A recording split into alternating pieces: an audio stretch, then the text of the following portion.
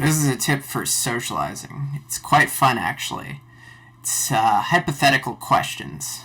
See, people these days don't often have the chance to prove what their character is like to other people.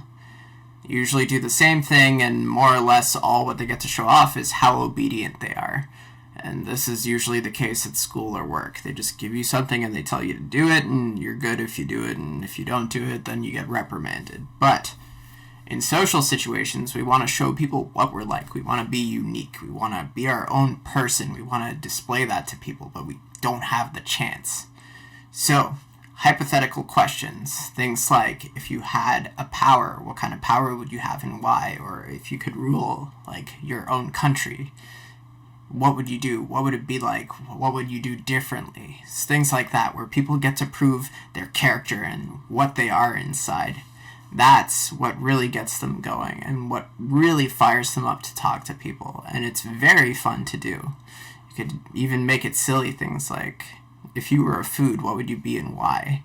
As long as it has some way for them to show off their character or something about themselves, they'll love it.